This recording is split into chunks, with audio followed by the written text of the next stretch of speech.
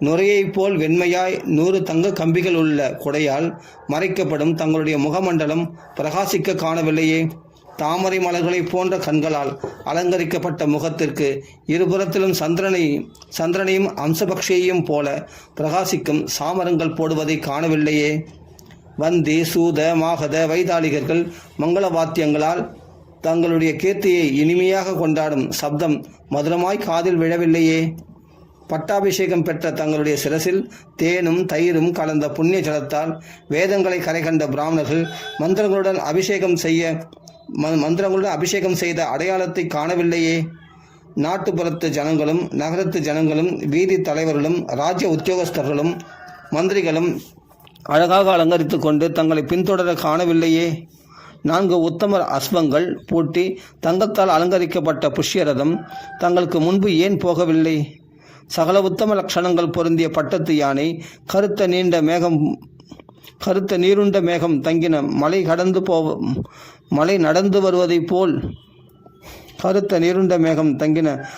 நடந்து வருவதைப் போல் தங்களுக்கு முன் ஏன் போகவில்லை பட்டத்து யானை?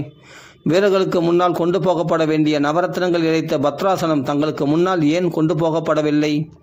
அபிஷேகத்திற்கு வேண்டிய ஏற்பாடுகள் சித்தமாக இருக்கின்றன அல்லவா? தங்களுடைய முககாந்தி இப்பொழுது ஏன் குறைந்திருக்கிறது?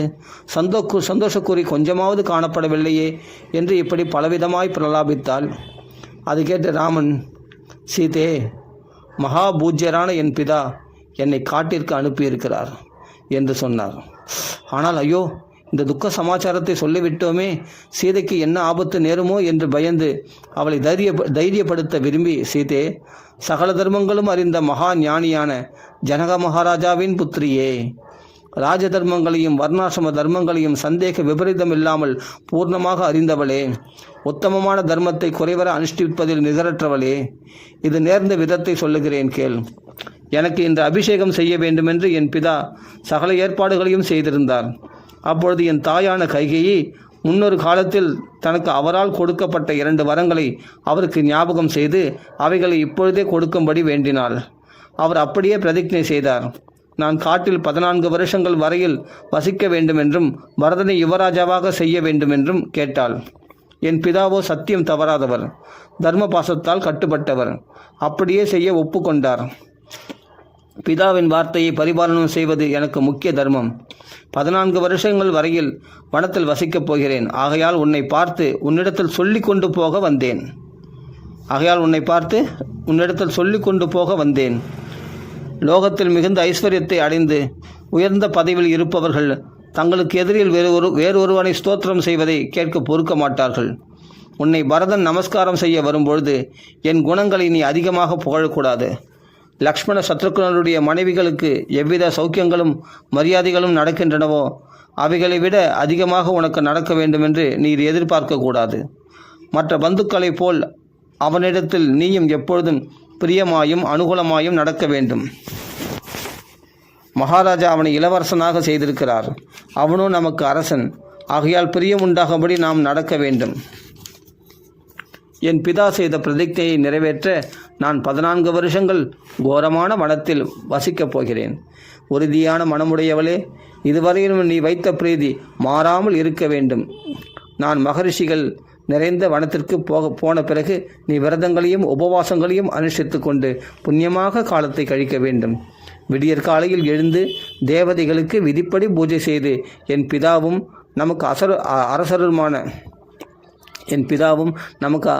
அரசருமான மகாராஜாவை நமஸ்கரிக்க வேண்டும். என் தாய் கௌசல்யையோ வயது சென்றவள், என்னை விட்டு பிரிந்த துக்கத்தால் தவிப்பாள்.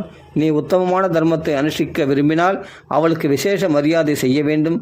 என்னுடைய மற்ற தாய்மார்களிடத்தில் பிரீதியையும் ஸ்நேகபாவத்தையும் காட்டி நடக்க வேண்டும். அவர்களுக்கு யாதொரு குறைவும் நேராமல் பார்த்து கொள்ள வேண்டும். என்னிடத்தில் அவர்கள் எப்பொழுதும் இவ்விதமாகவே நடந்து கொண்டிருக்கிறார்கள். ஆகையால் என் மனத்தில் அவர்களுக்கும் என் தாயான கௌசல்யைக்கும் யாதொரு பேதமும் இல்லை. பரதனை உன் தமையனைப் போலும் சத்ருக்னனை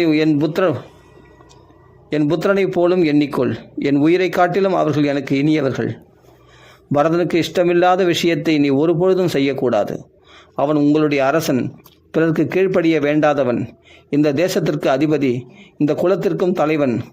சோம்பல் இல்லாமல் அரசர்களுடைய இஷ்டப்படி நாம் நடந்து கொண்டால் அவர்கள் நம்மிடத்தில் தயவு வைக்கிறார்கள், இல்லாவிட்டால் கோபிக்கிறார்கள். தங்களுக்கே பிறந்த புத்திரர்கள் ஆனாலும் தங்களுக்கு கெடுதி செய்தால் அவர்களை விலக்கி விடுகிறார்கள். தங்களுக்கு பந்துக்கள் இல்லாதவர்களையும் திறமையுள்ளவர்களாய் இருந்தால் சேர்த்து கொள்கிறார்கள். ஆகையால் தர்மத்தில் மனத்தை நாட்டு வீணாகாத விரதங்களை அனுஷ்டித்து கொண்டு பரதனுக்கு அனுகூலமாக நடந்து இங்கேயே நான் வரும் வரையில் இரு. பிராணநாயகி, வனத்திற்கு போகிறேன், நீ இங்கேயே இருக்க வேண்டும். நான் இப்பொழுது சொன்ன உபதேசத்தின்படி யாருக்கும் கெடுதியாவது மன வருத்தமாவது இல்லாமல் நீ அனுஷ்டிக்க வேண்டும் என்று மனைவியின் தர்மத்தை உபதேசித்து, அதை பதிவிரத தர்மத்தை உபதேசிப்பது போல் காட்டி அவளுடைய மனத்தில் இருக்கும் அந்தரங்கத்தை தெரிந்து கொள்ளவும் அவளுக்கு கோபத்தை உண்டாகவும் இப்படி சொன்னார்.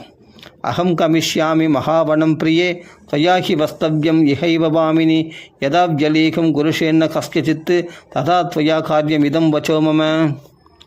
சர்க்கம் 27 சீதாராம சம்வாதம் தொடர்ச்சி.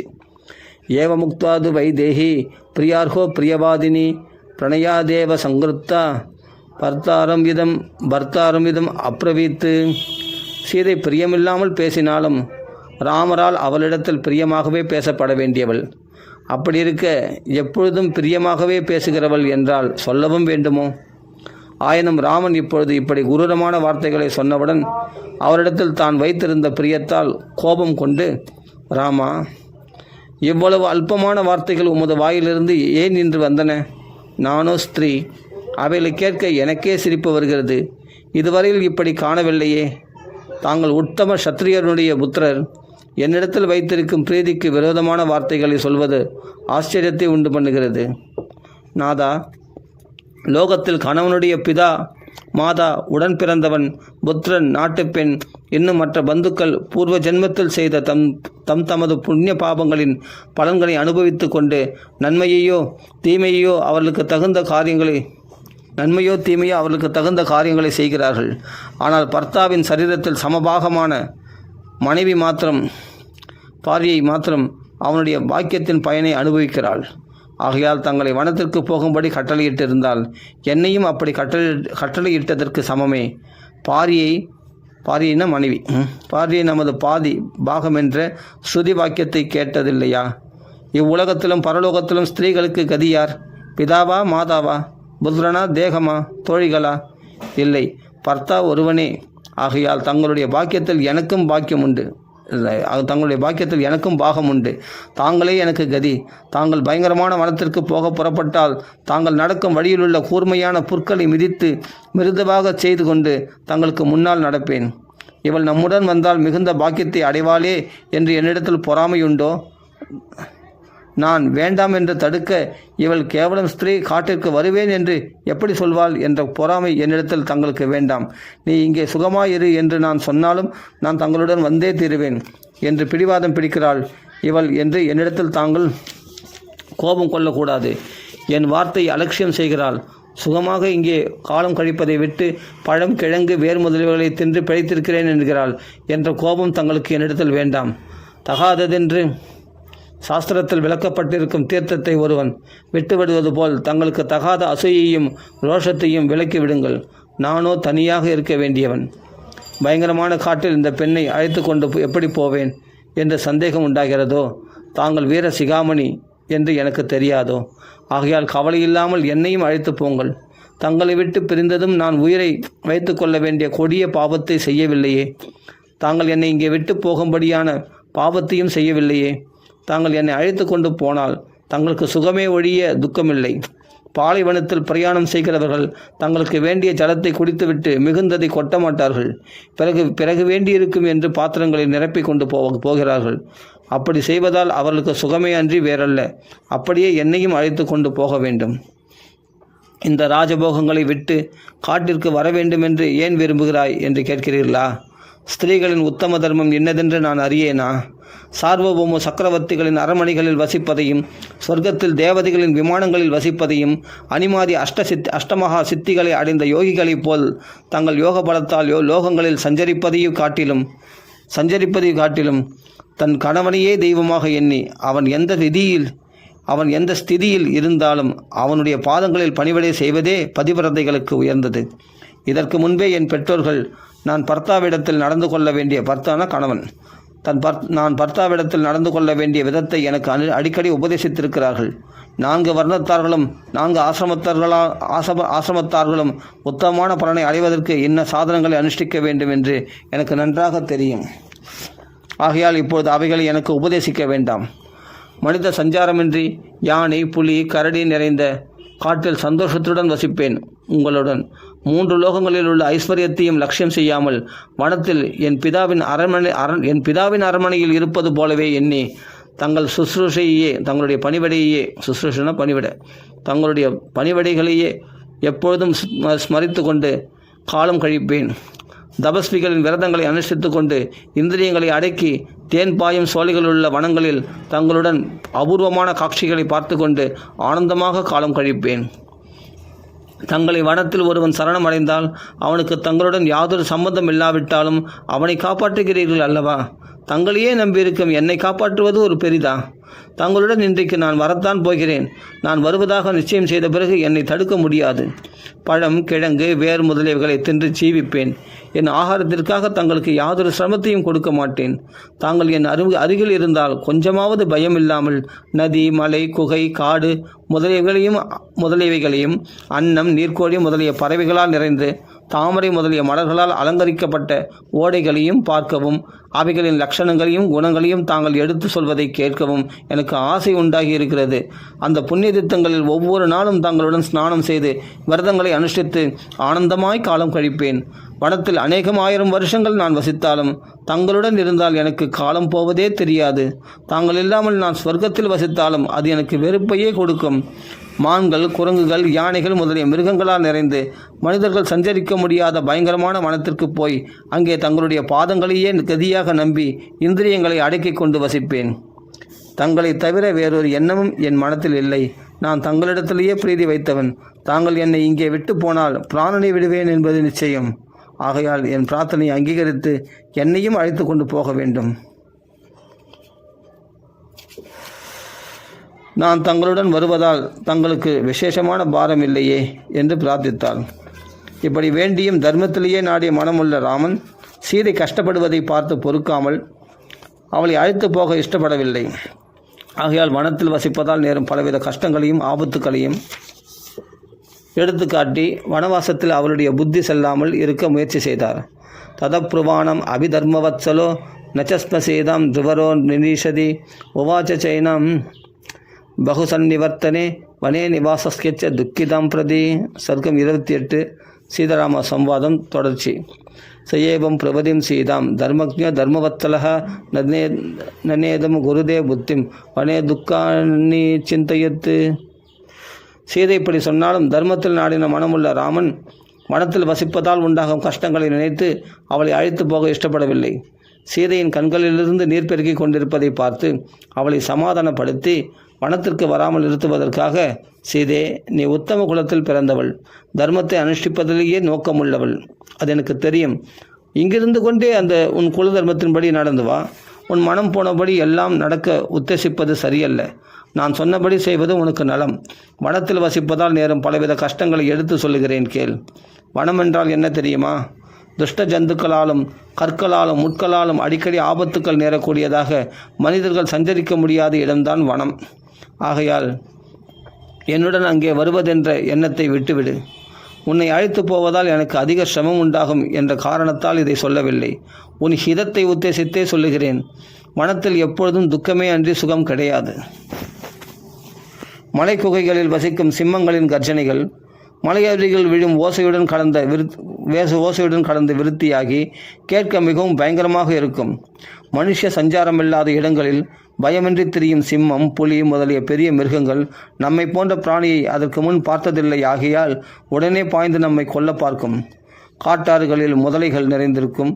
மிகுந்த ஆழமாகவும் சேருள்ளதாகவும் இருக்கும். மதம் பிடித்த யானைகளும் அவைகளை தாண்ட முடியாது. காட்டு வழிகளில் நடக்கும் பொழுது கொடிகள் காலிலும் கழுத்திலும் மாட்டிக்கொண்டு கீழே தள்ளும். முட்கள் தேகமெங்கும் கீறும். காட்டிலுள்ள கோழிகள் விகாரமாக கூவிக்கொண்டிருக்கும். புதிதாக அவைகளை கேட்பவர்களுக்கு பயம் உண்டாகும். காடுகளில் படுப்பதற்கு கட்டில்கள் கிடையாது. தரையிலேயே படுக்க வேண்டும். மிருதுவான பஞ்சுமெத்தைகள் கிடையாது. மரங்களிலிருந்து தானாக உதிர்ந்து விழுந்த சருகுகளின் மேல் படுக்க வேண்டும். பகல் முழுவதும் பழம், கிழங்கு முதலிய ஆகார பதார்த்தங்களை தேடுவதற்கே காலம் போதாது. இளைப்பாற அவகாசம் எங்கே கிடைக்கும்? காடுகளில் வசிக்கும் காட்டு மனிதர்களைப் போல் நாமும் இரவில் வெறும் தரையில் படுக்க வேண்டும். காட்டில் உள்ளவர்கள் இந்திரியங்களை அடக்கிக் கொண்டு மரங்களிலிருந்து தானாக உதிர்ந்த பதார்த்தங்களை காலையிலும் மாலையிலும் புஜிப்பது போல் நாமும் இதர பதார்த்தங்களை விரும்பாமல் அவைகளாலேயே திருப்தி அடைய வேண்டும். நமது சக்திக்கு தகுந்தபடி அடிக்கடி உபவாசம் இருக்க வேண்டும். ஜடையை வளர்க்க வேண்டும். மர உரியை உடுக்க வேண்டும். ஒவ்வொரு நாளும் தேவதைகளையும் பிதர்களையும் அதிதிகளையும் விதிப்படி பூஜிக்க வேண்டும். காலையிலும் நடுப்பகலிலும் மாலையிலும் ஒவ்வொரு நாளும் ஸ்நானம் செய்ய வேண்டும். தபஸ்விகளுக்கு ஏற்பட்ட நியமங்களை அனுஷ்டிக்க வேண்டும். ஆகையால் வனத்தில் வசிப்பது கஷ்டமென்று தெரிகிறதா? ஒவ்வொரு நாளும் நாமே புஷ்பங்களை பறித்து வந்து ரிஷிகள் ஏற்படுத்திய விதிப்படி யாக மேடையில் வைத்து தேவ பூஜை செய்ய வேண்டும். சாஸ்திர விதிப்படி ஆகார நியமத்தை அனுஷ்டித்து கிடைத்தவைகளால் திருப்தி அடைய வேண்டும். வனத்தில் அடிக்கடி பெரும் காற்றடிக்கும். ராத்திரியோ மையிருட்டாக இருக்கும். பசியோ சகிக்க முடியாது.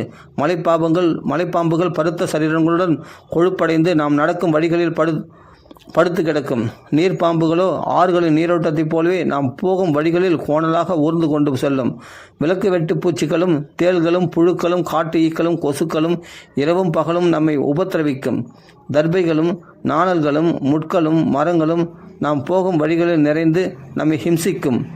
காட்டில் வசிப்பவர்களுக்கு பலவிதமான தேக சிரமங்களும் பயங்களும் நேரும். கோபம், லோபம், காமம் முதலியவைகளை விலக்கி தவம் செய்வதிலேயே மனதை நிறுத்த வேண்டும். பயத்தை உண்டாக்கும் விஷயங்களைக் கண்டு நாம் பயப்படக்கூடாது. ஆகையால் காட்டில் வசிப்பது மிக கஷ்டம். காட்டிற்கு வர வேண்டாம். உன்னால் வனத்தில் வசிக்க முடியாது. நன்றாக யோசித்து பார்த்தால் நான் இதுவரையில் சொன்னவைகளை தவிர இன்னும் அநேக கஷ்டங்கள் தோன்றும் என்றார். இப்படி ராமன் தன்னை காட்டிற்கு கூட்டிக் கொண்டு போக விரும்பாததை பார்த்து சீதைக்கு மிகுந்த துக்கம் உண்டாகி அவருடைய காரணங்களை ஒப்புக்கொள்ளாமல் பின்வருமாறு பதில் சொன்னாள். வனம் துநேதும் ந கிருதா மதிஸ்ததா பபூவராமேன ததா மகாத்மனா நதஸ்ய சீதா வச்சனம் சகார தத்து ததோ பிரவித்து ராமம் இதம் சுதுக்கிதா. சர்க்கம் 29 சீதாராம சம்பாதம் தொடர்ச்சி. ஏதத்து வச்சனம் சுத்வா சீதாராமஸ்ய துக்கிதா பிரசக்தாஸ்ரமுகி மந்தம் இதம் வச்சனம் அப்ரவீத்து. சீதை கண்களில் நீர் தழும்ப ராமனை பார்த்து, மிருதுவாய் காட்டில் வசிப்பதால் பல கஷ்டங்கள் நேரும் என்றும் அவைகளை நான் பொறுக்க முடியாதென்றும் சொன்னீர்கள். ஆனால் என் உயிருக்கு உயிரான தங்களுடன் நான் இருந்தால் அவைகளே எனக்கு குயிலின் பாட்டை போலும் உத்தமான சந்தனத்தைப் போலும் தென்றல் காற்றைப் போலும் சுகத்தையும் ஆனந்தத்தையுமே கொடுக்கும். அந்த சிம்ம கர்ஜனிகள் அந்த அருவிகளுடைய சத்தம்லாம் அது குயில் பாட்டு மாதிரி இருக்குமா அந்த அம்மாவுக்கு சீதைக்கு ராமரோடு இருந்தால் அப்படி சொல்கிறாங்க. தென்றல் காற்றை போலும் அந்த சுகத்தையும் கொடுக்கும். புயல் காத்தாச்சு அது தென்றல் காற்று மாதிரி இருக்குமா. சுகத்தையும் ஆனந்தத்தையுமே கொடுக்குமே அன்றி துக்கத்திற்கு ஒருபொழுதும் காரணமாகாது. சிம்மம், புலி, யானை, சரபம், மான் முதலிய மிருகங்களும் பட்சிகளும் தங்களை கண்டவுடன் ஒதுங்கும். இவ்விதமான பிராணியை அவை பார்த்ததே இல்லை. பயமுண்டாகும் வஸ்துக்களை பார்த்து பயப்படாதவர்கள் யார்? நானும் தங்களுடன் வனத்திற்கு போக வேண்டும் என்று தங்களுடைய மாதா பிதாக்கள் உத்தரவு செய்திருப்பதாக இதுவரையில் தெரிவித்தேன். தங்களை விட்டு பிரிந்தால் நான் பிழைத்திருக்க மாட்டேன். மேலும் என் பிதா என்னை தங்களுக்கு விவாகம் செய்து கொடுக்கும் காலத்தில் இதோ இருக்கும் சீதை தாங்கள் அனுஷ்டிக்கும் தர்மத்தை உடனிருந்து அனுஷ்டிப்பாள். தங்களுடைய நிழலைப் போல் எப்பொழுதும் தங்களை விட்டு பிரிய மாட்டாள் என்று சொன்னார் அல்லவா? தாங்கள் இப்பொழுது ஆசிரியிக்கும் தபஸ்விகளின் தர்மத்தை நானும் கூட இருந்து அனுஷ்டிக்க வேண்டுமல்லவா? தங்களுடைய நிழல் தங்களை விட்டு பிரியும் பொழுது என்னையும் இங்கே வைத்து விட்டு போகலாம். நான் தங்களுடன் இருக்கையில் தேவர்களுக்கு அரசனான இந்திரனாக இருந்தாலும் என்னை கண்ணெடுத்தும் பார்க்க துணிவானா? பர்த்தாவை விட்டு பிரிந்த ஸ்திரீ உயிரை வைத்து கொள்ளவும் வேண்டுமோ என்று தாங்களே எனக்கு பல தடவை உபதேசிக்கவில்லையா? பர்த்தாவை விட்டு பிரிந்த ஸ்திரீ உயிரை வைத்து கொள்ளவும் வேண்டுமோ என்று தாங்களே எனக்கு பல தடவை உபதேசிக்கவில்லையா? இது இருக்கட்டும். நான் தங்களை விவாகம் செய்து கொள்வதற்கு முன் என் பிதாவின் வீட்டில் இருக்கையில் ஜோதிஷ சாஸ்திர நிபுணர்களான பிராமணர்கள் இந்த பெண்ணிற்கு காட்டில் வசிக்க வேண்டிய யோகம் ஜாதக ரீதியாக ஏற்பட்டிருக்கிறது என்று சொல்ல கேட்டிருக்கிறேன். மேலும் சாமுத்திரிகா சாஸ்திரத்தில் திறமை வாய்ந்த பிராமணர்களும் அப்படியே சொல்வதை கேட்டு காட்டில் வசிக்க வேண்டும் என்ற உற்சாகத்துடன் எப்பொழுதும் இருக்கிறேன். இப்படி அவர்கள் சாஸ்திர ரீதியாக குறிப்பிட்ட வனவாசம் பூர்வ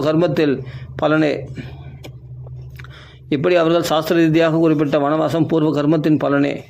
நான் என் பிராரப்த கர்மத்தின் பலனை அனுபவிக்காமல் முடியுமா? ஆனால் தங்களுடன் வனத்திற்கு செல்வேனே அன்றி நான் மாத்திரம் போக மாட்டேன்.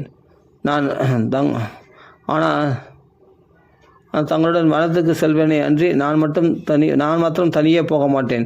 நான் வனத்தில் சில காலம் வசிக்க வேண்டும் என்று பிராமணர்களும் சொல்லியிருக்கிறார்கள். அதற்கு தகுந்த சமயமும் இப்பொழுது நேர்ந்திருக்கிறது. ஆகையால் நான் தங்களுடன் வருகிறேன். பிராமணர்களின் வார்த்தையை பொய்யாக்கலாமா? காட்டில் வசித்தால் பல கஷ்டங்களை அனுபவிக்க வேண்டும் என்று எனக்கு தெரியும்.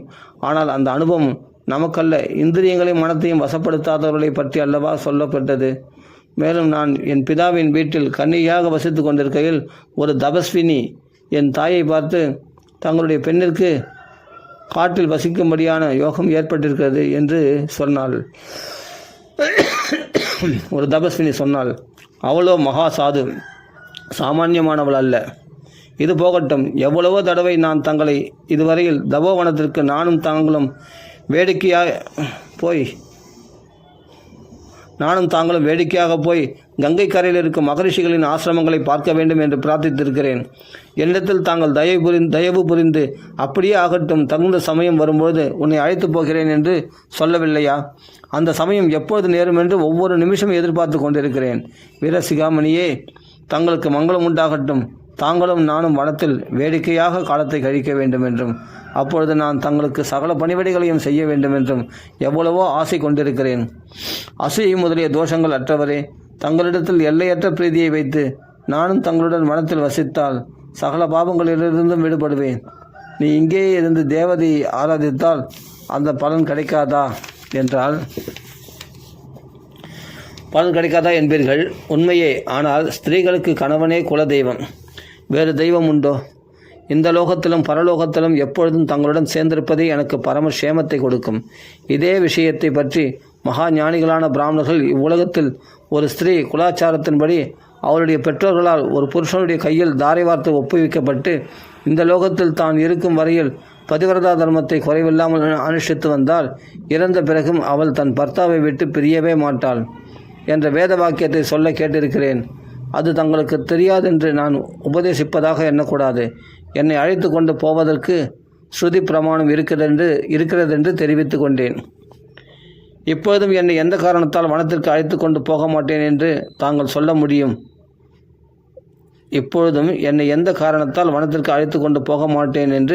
சொல்ல முடியும்? நான் தங்களுடைய பாரியை அல்லவா? என் நடத்தையில் இதுவரையில் தங்களுக்கு ஏதாவது தோஷம் தோன்றிற்றா? நான் தங்களையே கதி என்றும் தெய்வம் என்றும் நம்பி உபாசிக்கவில்லையா? தங்களிடத்தில் என்னை காட்டிலும் அதிகமான பக்தி வைத்தவர்கள் யார்? சுகம் நேர்ந்தபொழுது துள்ளுவதும் கஷ்டம் நேர்ந்தபொழுது புரண்டு அழுவதும் எப்பொழுதாவது என்னிடத்தில் உண்டா? தாங்கள் அனுபவிக்கும் சுகதுக்கங்களில் எனக்கும் சமமான பாகம் உண்டல்லவா? நான் படும் கஷ்டத்தை தாங்கள் பார்க்கவில்லையா? இப்படியெல்லாம் இருக்க என்னை வனத்திற்கு அழைத்து கொண்டு போவது நியாயமென்று ஏன் தங்களுக்கு தோன்றவில்லை? தன்னை விட்டு பிரிய வேண்டுமென்ற எண்ணத்தாலேயே இவ்வளவு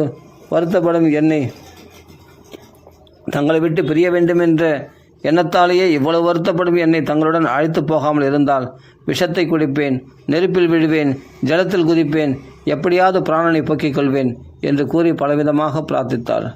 அப்பொழுது ராமன் மனுஷ சஞ்சாரமில்லாத கோரமான வனத்திற்கு சகல சுகங்களையும் அனுபவித்து வழக்கப்பட்டிருக்கும் இவளை எப்படி அழைத்து கொண்டு போவது என்று அதற்கு சம்மதிக்கவில்லை. அது கண்டு சீதையும் மிகுந்த கவலை அடைந்து கண்ணீர் தாரை தாரையாக பூமியில் சொரிய ஒன்றும் தோன்றாமல் நின்றாள். ராமன் அவளை எவ்வளவு தடுத்தாலும் எவ்வளவு சமாதானம் செய்தாலும் அவள் ஒன்றிற்கும் இணங்கவில்லை.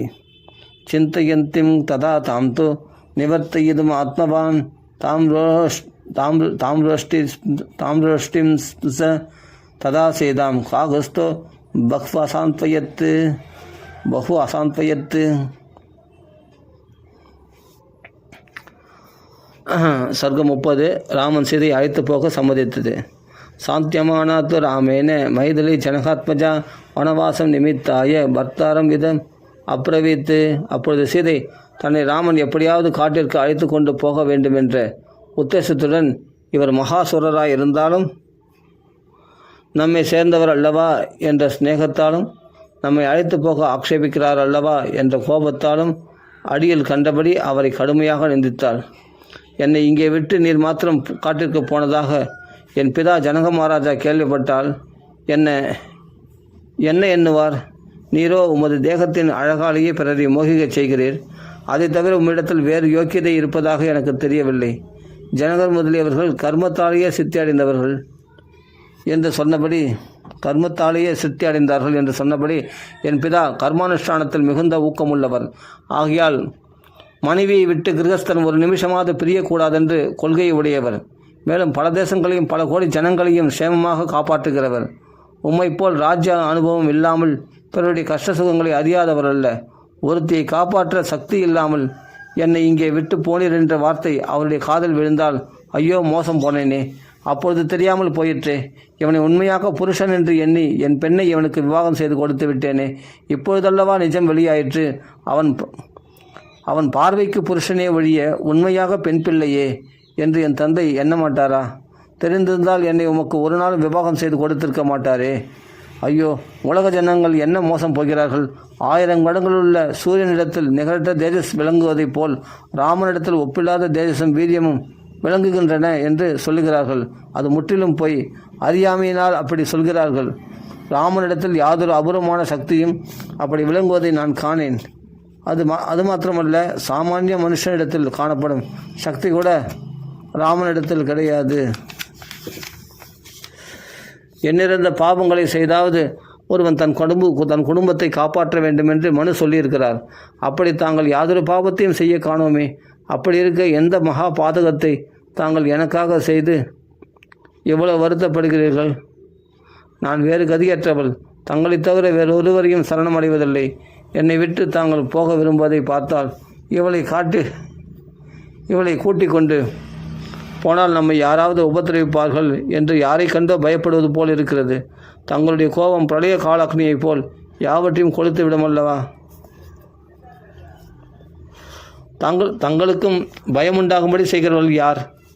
கிமத்சேனுடைய புத்திரனான சத்தியவானை அவனுடைய பாரியையான சாவித்ரி பின்தொடர்வது போல் நானும் தங்களுடைய கட்டளைக்கு வசப்பட்டவள் என்று அறிந்து கொள்ளுங்கள். லோகத்தில் குலத்தை கெடுக்க வந்த பல பெண்களுண்டு. நான் அவர்களை போன்றவள் அல்ல. தங்களை தவிர வேறு புருஷனை நான் மனத்தாலும் நினைத்ததுண்டா? நினைக்கப் போகிறதும் உண்டா? ஆகையால் தங்களுடன் நானும் வருகிறேன். நான் பதிவிரதை. எனக்கு தங்களை தவிர வேறு தெய்வம் இல்லை என்று எவ்வளவு தடவை நான் பிரமாணம் செய்தாலும் என்னிடத்தில் நம்பிக்கை இல்லாமல் பரதனிடத்தில் இப்படி பேச வேண்டும், இப்படி நடக்க வேண்டும் என்று போதிப்பதை பார்த்தால் அதிபால்யத்தில் தன்னை விவாகம் செய்து தன்னுடன் பல வருஷங்களாக வாழ்ந்து கொண்டிருக்கும் மனைவியை தானே பிறரிடத்தில் ஒப்புவித்து அதனால் ஜீவம் செய்கிறவனைப் போல் தாங்கள் என்னை பரதனிடத்தில் தானம் செய்ய நினைத்திருப்பது போல தோன்றுகிறது. ராமா, தாங்கள் எவருக்கு ஹிதமான வார்த்தைகளை சொல்லி கொண்டு வருகிறீர்களோ, எவருக்காக என்னை கட்டுப்படுத்த பார்க்கிறீர்களோ அவருக்கு தாங்களே வேண்டியவராக நடந்து கொள்ளுங்கள். தாங்களே பரிசாரகனாக இருங்கள். நான் அப்படி இருக்க வேண்டிய அவசியமில்லை. என்னை அழைத்து போகாமல் தாங்கள் வனத்திற்கு போகவே கூடாது. தாங்கள் காட்டிற்கு போனாலும் சரி, தபஸ்வியானாலும் சரி, சொர்க்கத்திற்கு போனாலும் சரி, தங்களுடன் நானும் இருக்க வேண்டியதென்று ஒரு விஷயம் மாத்திரம் எனக்கு நன்றாக தெரியும். இங்கே இருக்கையில் தோட்டங்களில் உலாவும் பொழுது எனக்கு களைப்புண்டாவது போல காட்டில் தங்களுடன் நடக்கும் பொழுதும் எனக்கு கொஞ்சமாவது களைப்புண்டாகும் என்று தாங்கள் நினைக்கவே வேண்டாம். நான் தங்களுடன் இருந்தால் கூர்மையான தர்ப்பை, நாணல் முள், கொடிகள், செடிகள், மரங்கள் எல்லாம் எனக்கு பஞ்சை போலவும் வாழை குருத்தை போலவும் மிருதுவாகவே இருக்கும். பெருங்காற்றால் என்மேல் அடிக்கப்பட்ட புழுதி எனக்கு நேர்த்தியான சந்தனத்தை போல இருக்கும். காட்டில் இளம்புல் வளர்ந்திருக்கும் தரைகளில் நான் உட்கார்ந்து அனுபவிக்கும் சுகத்தை காட்டிலும் இங்கே நேர்த்தியான ஆசனங்களிலும் கம்பளங்களிலும் உட்காருவதால் அதிக சுகம் கிடைக்குமோ?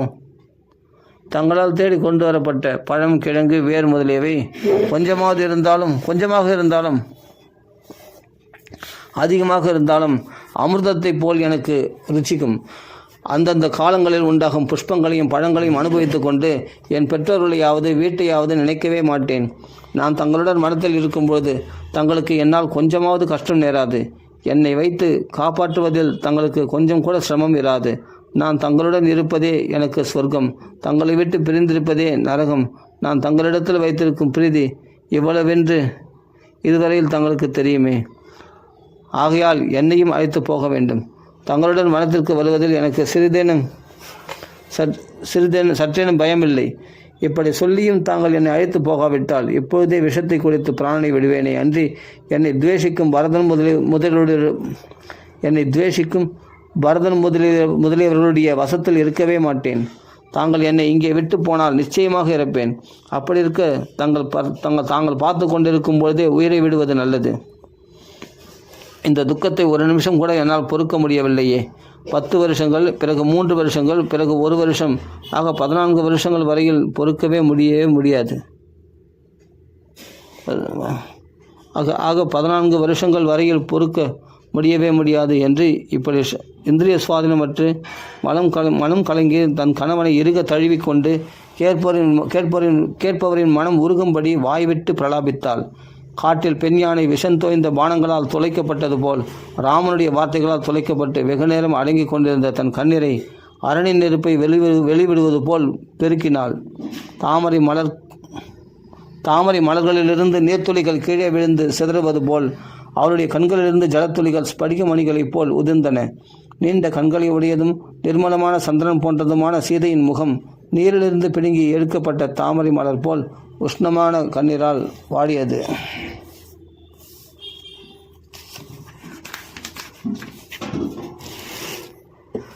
துக்கத்தால் பிரச்சனையற்ற தன் மனைவி ராமன் மிகுந்த பிரீதியுடன் தழுவி அவளுடைய துக்கத்தை ஆற்றுவதற்காக, சீதே, நீ துக்கப்பட்டு கொண்டிருக்கையில் எனக்கு சொர்க்கமும் ஒரு பொருட்டா? ஸ்வயம்புவான நாராயணனிடத்திலிருந்தும் எனக்கு கொஞ்சமும் பயமில்லை. நான் உன்னை விட்டு பிரிந்து தனியே இருக்க பொறுக்க மாட்டேன். உன்னை அழைத்து போவதில் எனக்கு பயமே இல்லை. உன்னை காப்பாற்ற சக்தி உண்டு. அப்படியிருந்தும் உன் உண்மையான அபிப்பிராயம் எனக்கு தெரியாததால் இதுவரையில் உன்னை வனத்திற்கு அழைத்து கொண்டு போக சம்மதிக்கவில்லை. இதை தவிர வேறு காரணம் கிடையாது. என்னுடன் வனத்தில் வசிக்க வேண்டுமென்றே நீ சிருஷ்டிக்கப்பட்டிருக்கிறாய். எந்த ஆபத்திலும் கலங்காத மனத்தை உடையவன் தன் கீர்த்தியை கைவிடுவானா?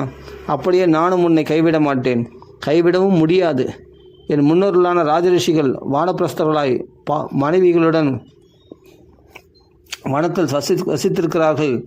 எங்கள் குல தர்மத்தை இப்போது அனுஷ்டிக்கிறேனே அல்லாது வேறில்லை. ஆகையால் ஸ்வச்சலா தேவி சூரியனை பின்பு தொடர்வது போல் நீயும் என்னுடன் வா. என் பிதா கைகைக்கு பிரதிஜை செய்து கொடுத்து அதை நிறைவேற்றும்படி எனக்கு கட்டளையிட்டிருக்கிறார். ஆகையால் நான் காட்டிற்கு போகாமல் இருக்க முடியாது. போகவே வேண்டும்.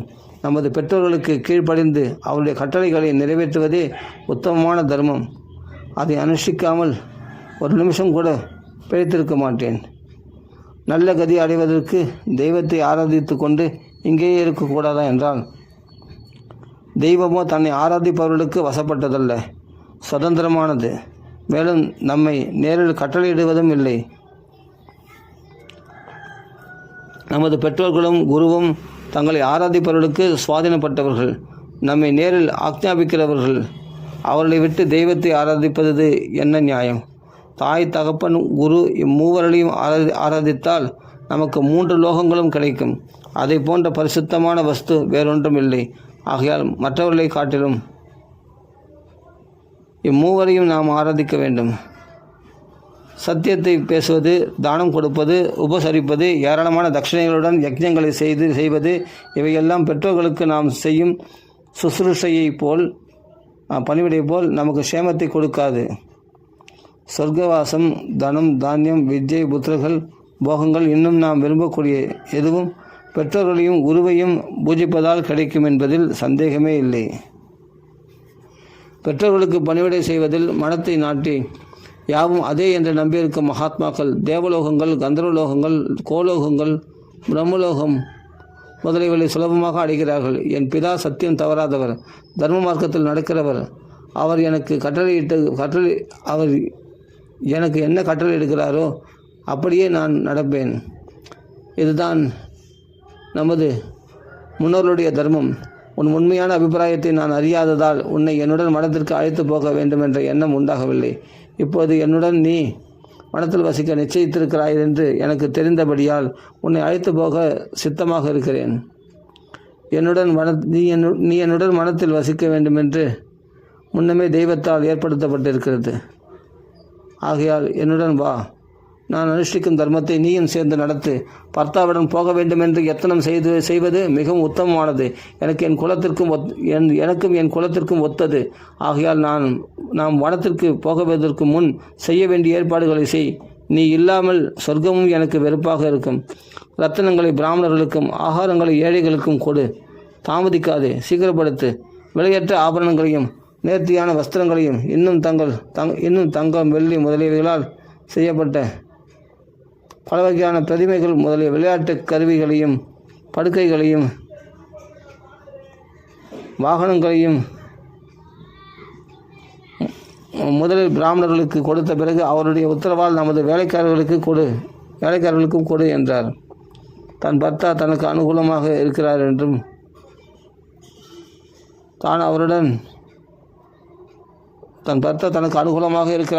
தான் அவருடன் மனத்திற்கு போக அவர் சம்மதித்தார் என்றும் அறிந்து சீதை மிகவும் சந்தோஷித்து அப்படியே செய்ய ஆரம்பித்தாள். சுபாவத்திலேயே தாராளமான மனமுடையவள். மேலும் தன் பர்த்தா தங்களுடைய ஐஸ்வர்யம் முழுவதையும் கேட்பவர்களுக்கு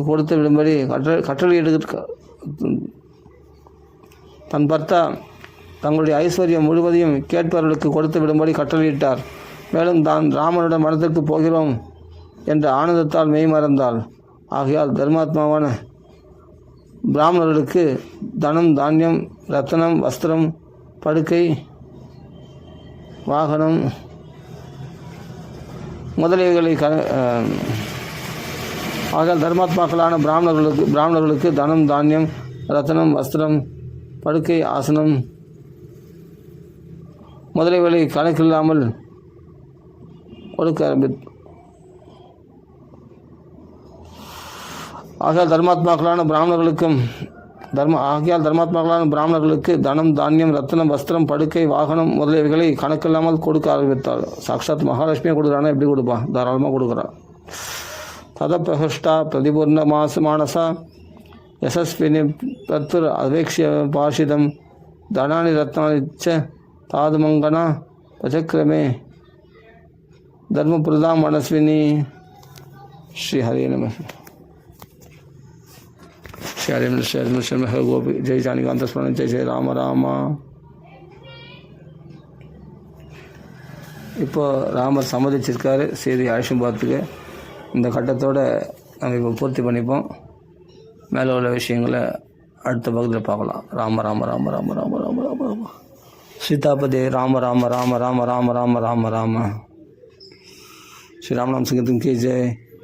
श्री वाल्मीकि रामायण की जय. आंजनेय स्वामी की जय. राम राम राम. सीताराम भगवान की जय. आंजनेय स्वामी की जय. राम राम राम राम राम राम राम राम.